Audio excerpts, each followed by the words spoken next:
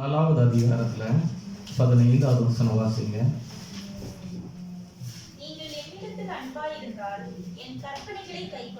நீங்கள் என்னிடத்தில் அன்பாயிருந்தால் என்னுடைய கற்பனைகளை கைக்கொள்ளுங்கள். ஸ்தோத்திரம், ஹல்லேலூயா. இந்த வசனத்தை கடந்த சில தினங்களாக நம்ம பார்த்துக்கிட்டே இருக்கோம், சிந்தித்து கொண்டே இருக்கிறோம். ஆண்டவர் கொடுத்த புதிய ஏற்பாடு சபைக்கு கொடுத்த கட்டளை, பழைய ஏற்பாடு சபைக்கு ஆண்டவர் 10 கட்டளைகள் கொடுத்தாரு. பழைய ஏற்பாடுன்னு சொல்லும்போது நியாயப்பிரமாணத்தை இருந்த ஜனங்களுக்காக 10 கட்டளைகள் கொடுத்தாங்க. அல்லேலூயா. ஏனென்றி உனக்கு வேறு தேவர்கள் உண்டாயிருக்க வேண்டாம், ஆமென், வானத்திற்கு கீழும் பூமியிலும் ஒரு சொரூபத்தை உண்டாக்க வேண்டாம், களவு செய்யாதிருப்பாய், கொலை செய்ய, எல்லாமே இருக்குது. அது எல்லாவற்றுக்கும் காமனாக அவங்க கேட்குறாங்க. பிரதான கட்டளை என்னன்னு ஜனங்கள் கேட்கும்போது ஆண்டவர் சொல்றாரு, ஆமென், தேவனை முழு இதயத்தோட, முழு ஆத்மாவோட, முழு மனதோட அன்பு கூறுவாய் என்பது முதலாம் கற்பனை. 2வது கற்பனை என்னது? உன்னை போல நீ பிறனை நேசி. அல்லேலூயா அப்படின்றத சுருக்கமா சொல்லிட்டாங்க. இது நியாயப்பிரமாணத்தை பற்றி சுருக்கமாக விளக்கி சொன்ன காரியம். இப்போ புதிய ஏற்பாடு சபைக்கு ஆண்டவர் இயேசு கிறிஸ்து மரித்து போனதுக்கு அப்புறம், ஆமென், ஹல்லேலூயா, புதிய உடன்படிக்கை உருவாகிறது. ஆமென், சபையோடு கர்த்தர் புதிய உடன்படிக்கையை ஏற்படுத்துகிறார். ஹல்லேலூயா. நான் உங்களோடு கூட இருப்பேன். இது ஒரு விசுவாசத்தின் வாழ்க்கை. ஹல்லேலூயா. இப்போ புதிய உடன்படிக்கையில ஆண்டவர் சொல்றாரு, ஹல்லேலூயா, என்னிடத்துல நீங்க அன்பா இருந்தால் என் கற்பனைகளை கை கொள்ளுங்கள். அப்போ ஆண்டவர் இடத்துல அன்பா இருக்கிறவர்கள் எல்லாம் அவருடைய கற்பனைகளை கை கொள்ளணும் அப்படின்னு விரும்புகிறார். ஸ்தோத்திரம். அதுக்காக தான் நம்ம போன வாரங்களில் பார்த்தோம், ஒருவன் ஆண்டவரோட அன்புக்குள்ள வர விரும்பணும் அப்படின்னா அவன் விசுவசிக்கணும், அறிக்கையிடணும், ஆவினால் அறிக்கையிடணும், ஆண்டவர் சொன்ன காரியங்கள் ஞானஸ்நானம் பெறணும். அல்லேலூயா. அதுக்கப்புறம் பரிசுத்த வாழ்க்கை வாழணும். இப்படி எல்லாம் அநேக கட்டளைகளை நம்ம பார்த்துட்டே வந்தோம். ஸ்தோத்திரம். அப்படிதானே? போன வாரத்தில் ஒரு வேறுபாடை பத்தி நம்ம பார்த்தோம். அல்லேலூயா. பார்த்தோமா இல்லையா? வாழ்க்கையில இருந்து எல்லாவற்றிலும் வேறுபாடு. ஆமென். நம்முடைய சரீரம் தேவன் தந்துகிற ஆலயமா இருக்கிறதா, அதுலயும் வேறுபாடு. உள்ளான மனிதனிலும் வேறுபாடு. அல்லேலூயா. ஆண்டவர் சொல்றாரு, ஆமென், ஹல்லேலூயா, அசுத்தம் கையிலிருந்து வரல, உள்ளிருந்து புறப்படுகிறதே அவனை தீட்டுப்படுத்துகிறது. இப்போ உள்ளான மனிதர்களும் பரிசுத்தம். அல்லேலூயா. இப்படி எல்லாவற்றிலும் வேறுபாடு காட்ட வேண்டும் அப்படின்றத நம்ம பார்த்தோம். இந்த வாரத்தில் நம்ம பார்க்க போறது பரிசுத்த வாழ்க்கை. அல்லேலூயா. எபிரேயர் 12:14-15 பரிசுத்த வாழ்க்கை.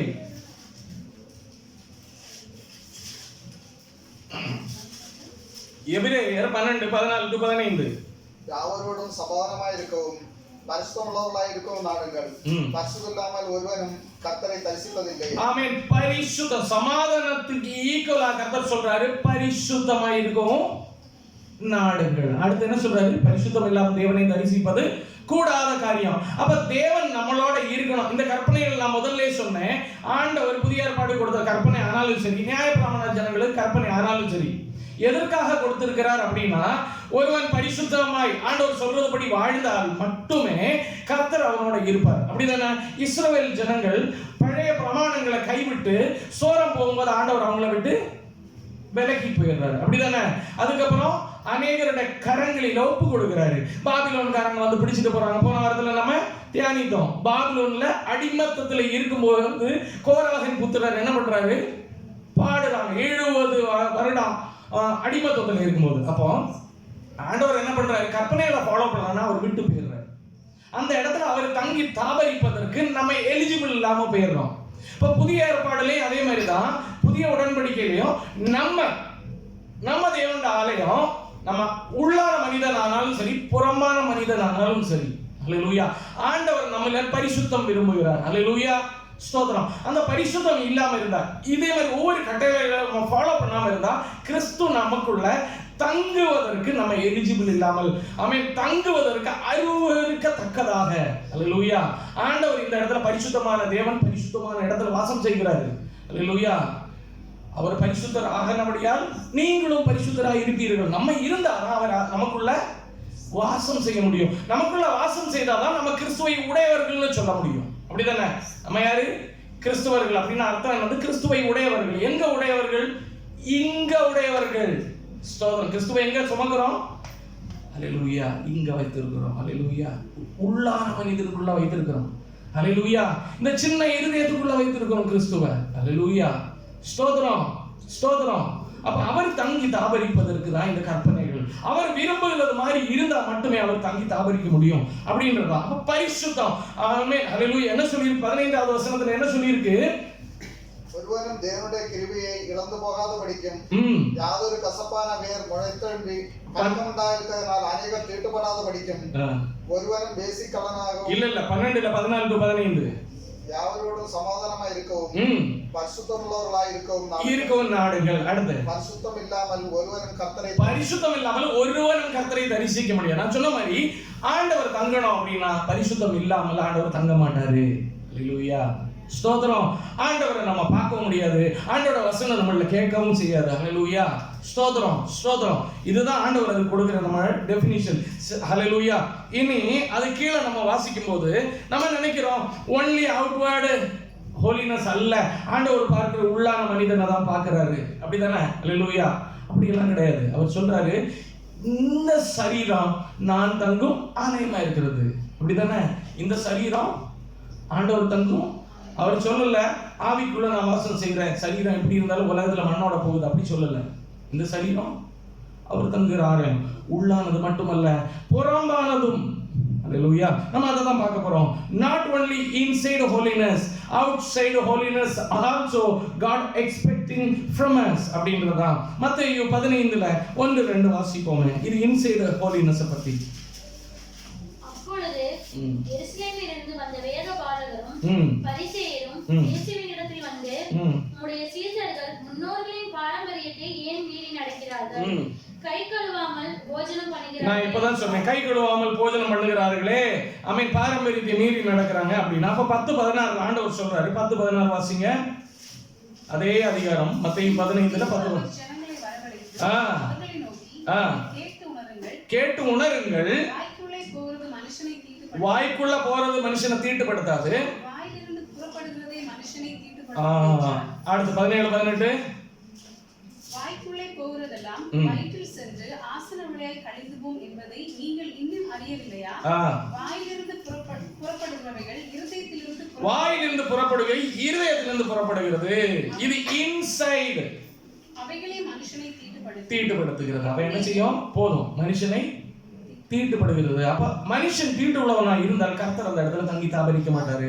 அவர் விரும்பவும் பாத்திரம். நம்ம பாட்டு பாடுறோம்ல, நீங்கள் விரும்பிடும் பாத்திரமாக ஒரு மாற்றிடும் என்னேசையா, உமக்காய் பயன்படும் பாத்திரமாக ஒரு மாற்றிடும் என்னேசையா. அவர் விரும்பிடும் ஒரு பாத்திரம். அல்லேலூயா. தாவீது ராஜாவை பார்த்து ஆண்டவர் என்ன சொல்றாரு? எனக்கு இதுக்கு ஏற்றவர். ஸ்தோத்திரம். அவ்வளவு நேசித்தார். நம்மளே ஆண்டவர் நேசிக்கிறாரு அப்படின்னு இல்லை. அல்லேலூயா. அதனாலதான் இன்னைக்கு கூட ஆண்டவர் நம்மளை நிலைநிறுத்தி இருக்கிறாரு, அரவணைக்கிறாரு, பாதுகாக்கிறாரு. சில நேரங்கள்ல நம்ம விழுந்து போயிருவோன்ற சிச்சுவேஷன்ல அவருடைய கரங்களினால தாங்குறாரு. பேதுரு நடந்து வராரு, எதுல? தண்ணியில நடக்கிறாரு. ஆண்டவர் நடக்கிறாருன்னு சொல்லிட்டு ஆண்டவர் சொல்றாரு, வா நடந்து வா. ஆமென். பயந்துட்டாரு. அல்லேலூயா. ஆண்டவர் என்ன செய்யறாரு? தண்டை வளங்க, முங்கி போ, சொல்லு பேச்சு கேட்கல, விசுவாசம் இல்லை அப்படின்னு விட்டார் ஆண்டவர். இல்ல. அல்லேலூயா. விசுவாசம் என்னல விசுவாசம் இல்லாதவனுக்கு ஆண்டவர் பிரியம் இல்லை. அப்படிதானே? அவிசுவாசம் உள்ளவனே பரலோக ராஜ்யத்துக்கே போக மாட்டான்னு சொல்லி இருக்கு, ரெவலேஷன்ல இருக்குது. அல்லேலூயா. அவிசுவாசிகள் தேவனுடைய ராஜ்யத்தில் பிரவேசிப்பதில்லை. அப்ப ஆண்டவர் சொல்லி இருக்கலாம்ல, நீ அவிசுவாசப்பட்ட அதனால முங்கி போற அப்படின்னு சொல்லி விட்டு இருக்கலாம்ல, விடல. அவர் கரம் பிடித்து தூக்கி எடுத்தார். ஆமா தானே? நெறிந்த நாணலை முறியாதவர், மங்கி எரியும் திரியை அணையாதவர். எரிந்தா நல்லா எரி, இல்ல மங்கி எரிந்துட்டு இருக்கு, எதுக்கு? பேசாம அணைச்சே வச்சிடலாம். நம்ம மனிதன் அப்படிதான் நினைப்போம். ஆண்டவர் என்ன பண்றாரு? அணையாதவர் அதை இன்னும் எரியும்படி என்ன செய்யறாரு? உருவாக்கி கொண்டே இருக்கிறார். அல்லேலூயா. ஸ்தோத்திரம். அவ்வளவு ஆண்டவர் கிருபை உள்ள தேவனா இருக்கிறார். ஸ்தோத்திரம். அல்லேலூயா. 1 தெசலோனிக்கர். இனி அவுட் சைடு என்னன்றதை நம்ம பார்ப்போம். 1 தெசலோனிக்கர் 4ல வாசிங்க. 2, 3, 4, 5, 6, 7 வாசிங்க. கர்த்தராகிய இயேசுவினாலே நாங்கள் உங்களுக்கு கொடுத்த கட்டளைகளை அறிந்திருக்கிறீர்களே. கர்த்தராகிய இயேசு கிறிஸ்துவினாலே நாங்கள் உங்களுக்கு கொடுத்த கட்டளையை அறிந்திருக்கிறீர்களே. இது என்னது? கட்டளை. என்னது? இன்சைடு மட்டுமல்ல, அவுட் சைடும் கட்டளை. 2, 3, 4, 5 வாசிங்க. அடுத்தவர் கூட. நீங்கள் பரிசுத்தமாக வேண்டும் என்பதே தேவனுடைய சித்தம். அது யாருடைய சித்தம்? என்னுடைய சித்தமும் அல்ல, இங்க இருக்கிற யாருடைய சித்தமும் அல்ல, நம்மளை படைத்த தேவனுடைய சித்தம் என்னது? நம்ம பரிசுத்தமாகணும், அவரை போல ஆகணும். ஸ்தோத்திரம், அல்லேலூயா. அவர் இப்படி நம்முடைய இருதய கதவை ஓபன் பண்ணி பார்க்கும்போது அது பரிசுத்தமா இருக்கணும். அவர் உள்ள ஏறி வரணும். அவர் உட்கார்றதுக்கு அந்த மகிமை பொருந்தின தேவன் நமக்குள்ள அப்படியே தங்கி தாபரிப்பதற்கு நம்ம லாயக்குள்ளவங்களா இருக்கணும். ஸ்தோத்திரம், அல்லேலூயா. ஆண்டவர் விரும்புறாரு, அல்லேலூயா. ஆண்டவர் விரும்புறாரு. அசுத்தம் இருந்துச்சுன்னா ஆண்டவர் விரும்பல. அதான் அல்லேலூயா. அடுத்து கண்டினியூ பண்ணுங்க. வேசி மார்க்கத்துக்கு விலகி இருந்து தேவனை அறியாத அஞ்ஞானிகளை போல. உலகத்துல அஞ்ஞானிகள் யாரு? தேவனை அறியாதவர்கள் அஞ்ஞானி. அல்லேலூயா. உண்மையான தேவனை கண்டுபிடிக்க முடியாதவன் எவ்வளவு பெரிய ஞானியா இருந்தாலும். கொஞ்ச நாளுக்கு முன்னால சொன்னாங்க, யாரு? நம்ம சென்னையில ஒரு பெரிய காலேஜ்ல ஒரு பெரிய லெவல்ல இருக்கிற ஒரு ஆளு சொன்னாரு, கோமியம் சாப்பிடலாம் அப்படின்னு. அதான் சொல்றாங்க, அல்லேலூயா. ஜப்பான் இன்னும் 50 வருஷம் முன்னோக்கி போயிட்டு இருக்கு. நம்ம இந்தியா இன்னும் கோமூத்திரத்திலையும் இருக்குது அப்படின்னு சொல்லிட்டு அவன் பின்னோக்கி தான் இருக்கு புத்தி. ஸ்தோத்திரம். என்ன செய்யுமா? அஞ்ஞானிகளை போல. அப்ப அப்பேற்பட்டவங்களை ஆண்டவர் என்ன சொல்றாரு? அஞ்ஞானிகளை போல. அப்ப ஆண்டவரை அறியாதவன் எல்லாம் என்னது? அஞ்ஞானி. ஸ்தோத்திரம். ஆண்டவரை அறியாதவன் அஞ்ஞானி. ஆண்டவரை தேடி கண்டுபிடிக்காதவன் அஞ்ஞானி, புத்தி இல்லாதவனை போல. அத அப்படியே வாசிங்க முதல்ல இருந்து. அந்த அஞ்ஞானிகளை போல மோக இச்சைக்கு உட்படாமல். அப்ப இந்த மோக இச்சைகள் எல்லாம் வர்றது யாருக்கு வழியா வருது? யாருடையது? அது தேவனுடைய பிள்ளைகள் எல்லாம் அஞ்ஞானிகளுக்குரியது. நான் தான் உலகம் உலகம் உலகம் எதுக்கு நான் சொல்றேன்? உலகம் அதில் உள்ளவர்களும் பிசாசுடைய கண்ட்ரோல்ல இருக்குது. அல்லேலூயா. தேவன் ஒரு நாள் இதை அப்படி சுருட்டி மாத்திட்டு புதிய வானத்தையும் புதிய பூமியை உண்டாக்க போறாரு. ஆண்டவருக்குரியதுதான். மனிதனுடைய கையில ஆண்டவர் ஆதாம் ஏவாளுக்கு சொன்னாரு, இவைகள் எல்லாம் நீ ஆண்டுகொள் அப்படின்னு சொன்னாரு. அப்படிதானே இந்த உலகத்தை. ஆமென். ஆதாம் ஏவாள் என்ன செய்தாங்க? பிசாசுட்ட கரங்களை ஒப்பு கொடுத்துட்டாங்க. ஆமா தானே? அப்படிதான் பிசாசு கண்ட்ரோல் எடுத்தான். ஸ்தோத்திரம். இங்க என்ன சொல்லுது அப்படின்னா, நீங்க அஞ்ஞானிகளை போல உலகத்துல இருக்கிற அவங்களுடைய மோக இச்சைகளுக்கு உடன்படாமல். ஸ்தோத்திரம். அப்ப உலகத்துல இருக்கிறவன் ஆண்டவர் அறியாதவன் எப்படியும் இருப்பான். அவனோட இச்சைகள் வித்தியாசமா இருக்கும். அது நமக்குள்ள வராமல் வாசிங்க.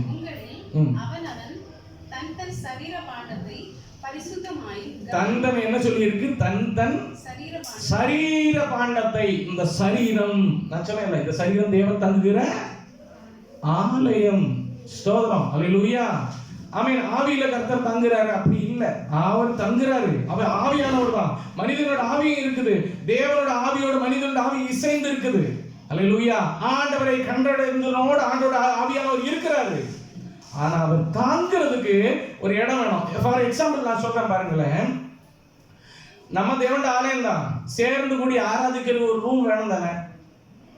நம்ம எல்லாம் சேர்ந்து என்ன பண்ணியிருக்கிறோம்? வந்திருக்கிறோம், அப்படிதானே? ஒரு ரூம் இருக்குது. அல்லேலூயா. இனி உட்கார்றதுக்கு ஒரு சேர்ஸ் வேணும். இதே மாதிரி தான் அல்லேலூயா ஆண்டவர் தங்கி தாபரிக்க ஒரு மாமிசம். அல்லேலூயா. ஆமென். முன்னால ஆதாமுக்குள்ள ஆண்டோட வல்லமை இருந்துச்சு. ஆதாமுக்குள்ள என்ன இருந்தது? ஆண்டோட மகிமை இருந்துச்சு, ஆண்டோட வல்லமை இருந்துச்சு. அதனால அவர்கள் நிர்வாணிகள் என்று அறியாது இருந்தார்கள். அவர் தேவனுடைய மகிமையில இருந்தாங்க. ஸ்தோத்திரம், அல்லேலூயா. அந்த மகிமையை தான் இழந்து போனாங்க. ஆண்டவராய் கிறிஸ்து அதை மீட்டு கொடுத்தாரு. இப்ப நம்ம தேவனுடைய மகிமையை சுமந்து திரிகிறோம், அப்படிதானே? தேவனுடைய மகிமை நமக்குள்ள இருக்கு. இந்த உலகம் அசுத்தமாய் இருந்தாலும் அல்லேலூயா நம்ம தேவனுடைய மகிமையை சுமந்து திரிகிற பாத்திரங்கள். அல்லேலூயா. தேவனுடைய மகிமை என்றென்றைக்கு நமக்குள்ள. ஒருவன் கிறிஸ்துவுக்குள்ள வந்தா அவன் புதிய சிருஷ்டி. ஆண்டவர் அவனுக்குள்ள இருக்கிறார், வாசம் செய்கிறார். சுமந்து திரிகிற ஒரு பாத்திரமா இருக்கிறோம். அல்லேலூயா. அத வாசிங்க கண்டினியூவா. தன் சரீர பாண்டத்தை. அப்ப ஆண்டவர் தங்குகிற இந்த சரீர பாண்டத்தை பரிசுத்தமாயும் கனமாயும். பரிசுத்தமாயினா என்னது? டெய்லி 10 வாட்டி சோப்பு போட்டு குளிச்சு மூஞ்சில இதெல்லாம் போட்டு, அதுவா சரீர பாண்டத்தை பரிசுத்தமாய். அல்லேலூயா. உள்ளிலிருந்து வருகிற இச்சைகளுக்கு இந்த சரீர பாண்டத்தை ஒப்பு கொடுக்காமல், அஞ்ஞானிகள்கிட்ட இருக்கிற அந்த அசுத்தமான இச்சைகளுக்கு நம்மளை ஒப்பு கொடுக்காதபடி. அல்லேலூயா. ஒரு ஆசை மேலோங்கி வருது அப்படின்னா அதுக்கு கண்கள் என்ன செய்யும்? சப்போர்ட் பண்ணுது. பண்ணுமா இல்லையா? கை சப்போர்ட் பண்ணும். பண்ணுமா இல்லையா? குரல் சப்போர்ட் பண்ணும். பண்ணுமா இல்லையா? அந்த இச்சைக்கு உடன்படாமல் இந்த மாமிசம் முழுவதும் உள்ளிருந்து வருகிற அந்த இச்சைக்கு உடன்படாதபடி கிறிஸ்துவின் வார்த்தைக்கு உடன்படுவதாக. அல்லேலூயா. புரியுதா இல்லையா? அல்லேலூயா. ஸ்தோத்திரம். ஆமென். நமக்கு மௌனா சொல்லுது, அல்லேலூயா, இந்த வசனத்தை தேடி கண்டுபிடி அப்படின்னோட என் கண் அங்கே போகுது. அல்லேலூயா. கண்ணு உடன்படுது அந்த கட்டளைக்கு. அல்லேலூயா. ஸ்தோத்திரம். என் கை உடன்படுது. உடனே இப்படி திருப்பம். கை உடன்படுது. என்ற வாய் அதை வாசிக்குது. உடன்படுதா இல்லையா? இதெல்லாம் சேரும் போதுதான் ஆக்டிவிட்டி, மனிதனுடைய செயல். இப்போ மனிதனுடைய புறமான இந்த செயல் உள்ளே இருந்துள்ள கட்டளையில வருது. அல்லேலூயா. இந்த கட்டளை பரிசுத்தமானதே செய்வதாக. அல்லேலூயா. அல்லேலூயா. இந்த சரீரம் உலகத்துல இருக்கிறது வரைக்கும் அசுத்தத்தின் நடுவுல தான் இருக்கு, அஞ்ஞானிகள் நடுவுல தான் இருக்குது. அல்லேலூயா. நம்ம என்னைக்கு இங்க இருந்து புறப்படுறோமோ அன்னைக்கு தான் ஒரு நிரந்தரமான முடிவு இருக்குது. பவுல் அப்போஸ்தலன் அதான் சொல்றாரு. ஆமென். அல்லேலூயா. என்ன சொல்றாரு பவுல் அப்போஸ்தலன்? நான் என்ன செய்றேன்? அவஸ்தைப்படுகிறேன்.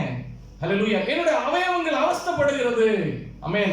நீதிக்கும் அநீதிக்கும் நடுவுல நின்று நான் திணறுகிறேன். அல்லேலூயா. பரிசுத்தத்துக்கும் அசுத்தத்துக்கும் நடுவுல திணறுகிறேன். நான் நன்மை செய்யணும்னு நினைக்கிறேன். என்னோட அவயவங்கள் தீமையே செய்ய வருகிறது. நிர்பந்தமான மனிதன். அன்னைக்கு ஒரு நாள் அதை தியானித்தோம். ஞாபகம் இருக்கா? நிர்பந்தமான ஒரு வாழ்க்கை. நம்ம பரிசுத்தமா வாழணும்னு நினைக்கிறோம், அசுத்தமான உலகத்துல இருக்கிறோம், அசுத்தத்துக்கு நேரா சரீரம் போகுது. ஆனா ஆண்டவர் என்ன சொல்றாரு தெரியுமா?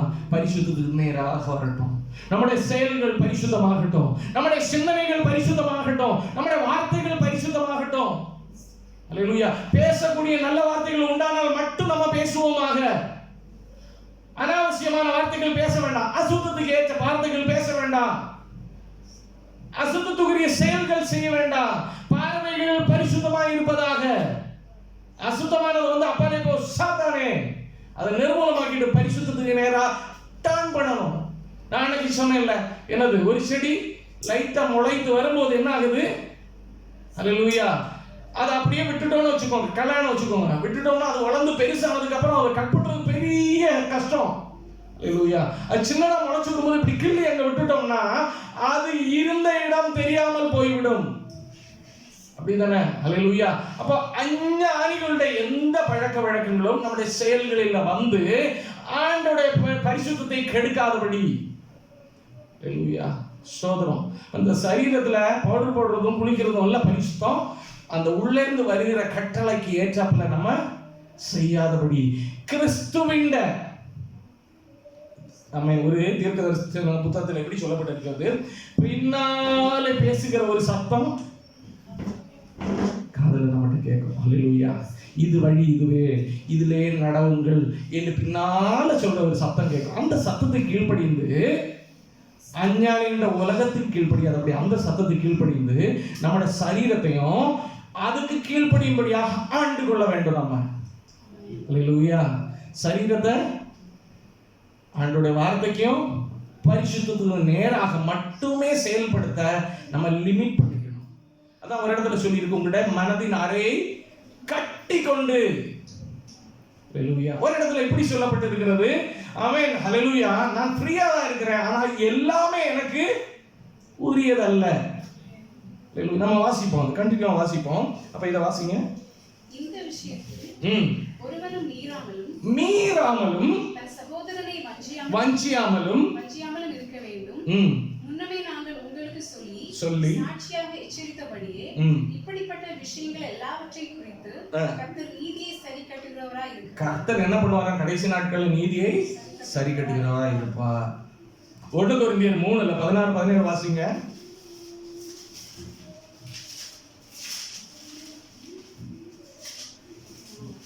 1 கொரிந்தியர் 3:16-17. நீங்கள் தேவனுடைய ஆலயமாய் இருக்கிறீர்கள் என்றும் தேவனுடைய ஆவி உங்களில் வாசமாய் இருக்கிறார் என்றும் அறியாது இருக்கிறீர்களா? ஒருவன் தேவனுடைய ஆலயத்தை கெடுத்தால் தேவன் அவனை தேவன் கெடுப்பார். தேவனுடைய ஆலயம் பரிசுத்தமாய் இருக்கிறது, நீங்களே அந்த ஆலயம். நம்ம தான் அந்த ஆலயம். இந்த சரீரத்தை அஞ்ஞானிகளை போல கொண்டு போனால் அல்லேலூயா ஆண்டவர் அந்த ஆலயத்தை அசுத்தத்துக்கு ஒப்பிடுகிறார். அல்லேலூயா. ஒருவன் தன்னுடைய சரீரத்தை அசுத்தப்படுத்தினால் ஆண்டவர் அவனை கெடுத்து போடுவார். 1 கொரிந்தியர் 6:9-20 வாசிங்க. 1 கொரிந்தியர் 6:9-20. அநியாயக்காரர் தேவனுடைய ராஜ்யத்தை சுதந்தரிப்பதில்லை. அறியீர்களா? வேசி மார்க்கத்தாரும் விக்கிர ஆராதனைக்காரரும் விபச்சாரக்காரரும் திருடரும் பொருளாசைக்காரரும் வெறியரும் உதாசீனரும் கொள்ளைக்காரரும் சுதந்தரிப்பதில்லை. அது கண்டினியூ 16 வரைக்கும் தானே. உங்களில் சிலர் இப்படிப்பட்டவர்களாய் இருந்தீர்கள். ஆயினும் கர்த்தராகிய இயேசுவின் நாமத்தினாலும் நமது தேவனுடைய ஆவியினாலும் கழுவப்பட்டீர்கள், பரிசுத்தமாக்கப்பட்டீர்கள், நீதிமான்களாக்கப்பட்டீர்கள். எல்லாவற்றையும் அனுபவிக்க எனக்கு பாருங்களேன். அப்போ இந்த மாதிரி உள்ளதுல இருந்து நம்ம வந்திருக்கிறோம். அப்படித்தானே? ரட்சிக்கப்பட்ட ஆண்டவருக்குள்ள வந்திருக்கிறோம். இப்ப நம்ம விடுதலையா இருக்கிறோம். ஆண்டோட அன்பு நமக்குள்ள நிலைத்து இருக்குது. அப்படித்தானே? அல்லேலூயா. இப்ப என்ன சொல்றாரு? எல்லாவற்றையும் அனுபவிக்க எனக்கு அதிகாரம் உண்டு. I am a free man. எனக்கு ஃப்ரீ வில் இருக்குது. ஆண்டவர் அதை மதிக்கிறாரு. ஸ்தோத்திரம். ஆமென்.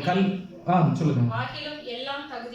எல்லாமே தகுதியாயிராது. எல்லாவற்றையும் அனுபவிக்க எனக்கு அதிகாரம் உண்டு. ஆகிலும் நான் ஒன்றிற்கும் அடிமைப்பட மாட்டேன். வயிற்றுக்கு போஜனமும் போஜனத்துக்கு வயிறும் இருக்கும்.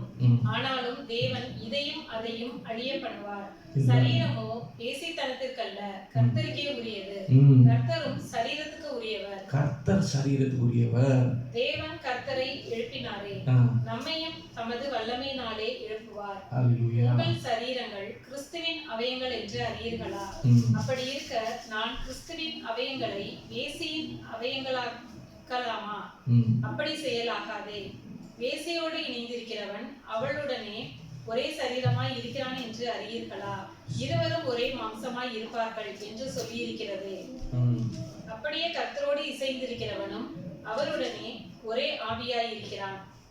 வேசித்தனத்திற்கு விலகி ஓடுங்கள். மனுஷன் செய்கிற எந்த பாவமும் சரீரத்துக்கு புறம்பாய் இருக்கும். வேசித்தனம் செய்கிறவனோ தன் சுய சரீரத்துக்கு விரோதமாய் பாவம் செய்கிறான். இதுல எல்லாமே செல்ஃப் எக்ஸ்பிளனேட்டரி தான். அல்லேலூயா. அப்படியே அல்லேலூயா ஆண்டவர் தங்குகிற ஆலயமா இருக்கிறது. ஆமென். ஸ்தோத்திரம். 1 பேதுரு 1:13, 14, 15, 16 வாசிங்க. ஆகையால் நீங்கள் உங்கள் மனிதன் அதே நான் இப்பதான் சொன்னேன். ஆகையால் இந்த உலகத்துல இப்படி எல்லாம் இருக்கும். அஞ்ஞானிகள் இருப்பாங்க. அஞ்ஞானிகளை போல மோக இச்சைக்கு உட்படாதபடி. அப்ப இச்சைகள் இருக்கு, அஞ்ஞானிகள் இருக்கிறாங்க. அது நடுவுல தான் நம்ம வாழ்ந்துட்டு இருக்கிறோம். ஆகையால் உங்கள் மனதின் அறையை கட்டணுமா? என்ன செய்யணுமா? மனதின் அறைன்னா என்னது? நம்ம மனது கண்ட்ரோல் உடையதா இருக்கணும். அல்லேலூயா. இந்த மனதை கேட்டு ப்ராசஸ் பண்ணா போச்சு. அல்லேலூயா. இந்த மனதை தேவனோட ஆவியானவரும் நமக்குள்ள இருக்கிற ஆவியானவர் கண்ட்ரோல் பண்ணணும். அல்லேலூயா. நம்முடைய மனதை, நம்முடைய செயல்களை யார் கண்ட்ரோல் பண்ணணும்? தேவனோட ஆவியானவர். அவருடைய வார்த்தைகளுக்கு செவி கொடுத்து அதுக்கு ஏற்றாப்புல நம்முடைய கைகள் செயல்படணும், கால் செயல்படணும், பார்வை செயல்படணும், பேச்சுகள் செயல்படணும், சிந்தனைகள் அல்லது எல்லாமே அந்த பரிசுத்தத்துக்கு நேராக தேவனோட ஆவியானவர் எப்படி நடத்துறாரோ அப்படி நடக்கணும். இந்த காலத்துல ஆண்டவர் என்ன சொல்றாரு? தெளிந்த புத்தி. மனதின் அறை மட்டுமல்ல, பிசாசனவன் கர்ஜிக்கிற சிங்கத்தை போல யாரை விழுங்கலாம் என்று வகை தேடி சுத்தி திரிக்கிறான். எப்படா நிக்கிறவன் கீழே தள்ளலாம்னு பார்த்துட்டு இருக்குது. சான்ஸ் கிடைச்சதுன்னா இதுவும் கரெக்ட் தானே, இதுவும் கரெக்ட் தானேன்னு சொல்லியே நம்மளை ஏமாத்தி போட்டுருவோம். அல்லேலூயா. அதனால என்ன சொல்லியிருக்கிற? தெளிந்த புத்தி உள்ளவர்களாய் இருங்கள். இயேசு கிறிஸ்து வெளிப்படும் போது உங்களுக்கு அளிக்கப்படும் கிருபையின் மேல் பூரண நம்பிக்கை உள்ளவர்களாய் இருங்கள். நீங்கள் முன்னே உங்கள் அறியாமையினாலே கொண்டிருந்த இச்சையின்படி இனி நடவாமல், முன்னே நீங்கள் அறியாமையில வச்சிருந்த அந்த இச்சையின்படி இனி நடவாமல் கீழ்ப்படுகிற பிள்ளைகளாய் இருந்து உங்களை அழைத்தவருடைய புத்தராய் இருக்கிறது போல, பரிசுத்தராய் இருப்பது போல, உங்களை அழைத்தவர் பரிசுத்தராய் இருக்கிறது போல நீங்களும் உங்கள் நடக்கைகள் எல்லாவற்றையும் பரிசுத்தமாயிருங்கள். ஆமென். நடக்கைகள் எல்லாம் நான் பரிசுத்தர் ஆகையால் நீங்களும் பரிசுத்தராயிருங்கள் என்று எழுதியிருக்கிறது. ஆமென். ஹல்லேலூயா. அப்ப பரிசுத்தம் இல்லாமல் தேவனை தரிசிக்க முடியாது.